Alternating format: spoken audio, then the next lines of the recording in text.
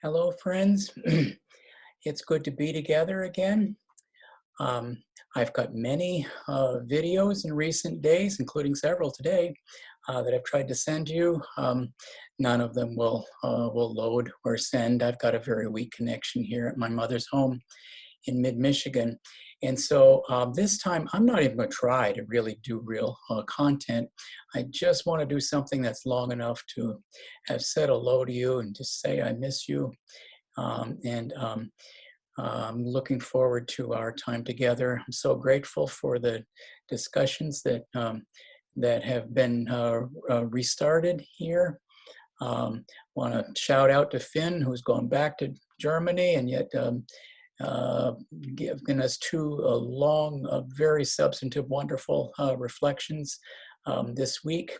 In various other videos that I've cut, I've responded at length to various things that have been said, and clearly that's not going to work. But for now, I just want to say hello and just even say a closing sort of word about a couple of things from this last section before we make the turn into the US American Democratic Socialist story. One is just to note the extraordinary role that John Maynard Keynes ends up playing in our story here at the end, and then is going to play a role forevermore. Because Keynes is the one who fundamentally corrected neoclassical theory and said, the economy actually is not a seesaw. The economics is not just about the circular flow of exchange value, and the work of an economic policymaker cannot be simply about trying to help the economy self-correct to find some sort of equilibrium between supply and demand and savings and investment.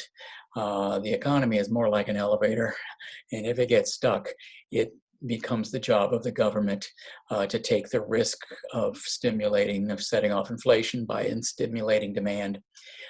That prescription was just utterly counterintuitive to the socialist-led government in Germany in 1930, as it was to the labor-led government, coalition government in England in 1930. They're desperate to do something about the Depression, but Keynesian medicine just seems like the scariest, most dangerous radical idea they ever heard of. Far more dangerous than socialism. And so that turned out, as we know from our story, very badly. And ever since, in labor politics and in social democratic politics per se, then all through the 30s, there's this debate between the Keynesian wing of, say, the Labor Party and the Fabian wing, or the Fabians just want to institute Fabian socialism, and the Keynesians are saying, no, we need to become good at using Keynesian tools.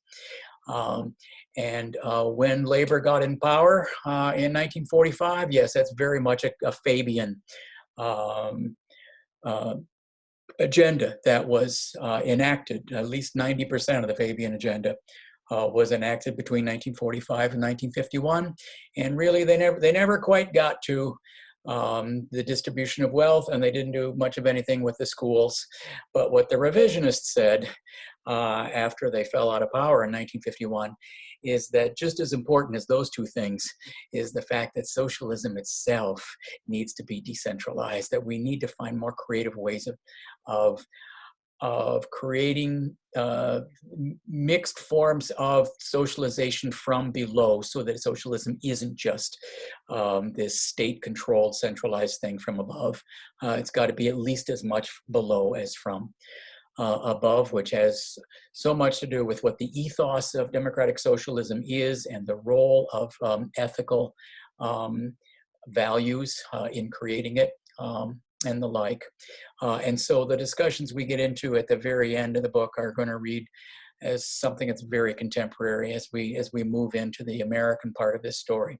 Because as you will see, the policy sections of Crossland's book, The Future of Socialism, which he wrote in 1956, are very much like what we talk about today in the discussion that's called market socialism or economic democracy theory. And note just the role of William Temple in all of this.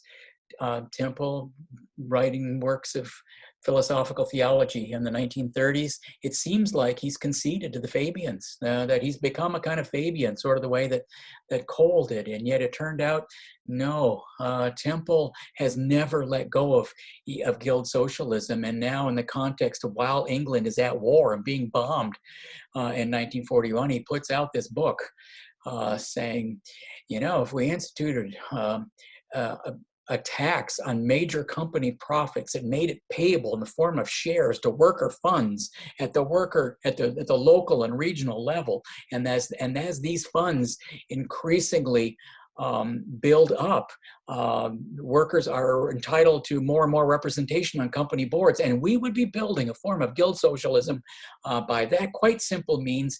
Doesn't require anybody getting killed. It's not that dangerous. It's not that difficult. It would work if only we have the will and the desire to make it work. Well, that does take you very much into discussions we're going to have in a couple of weeks as this whole discussion comes to the United States.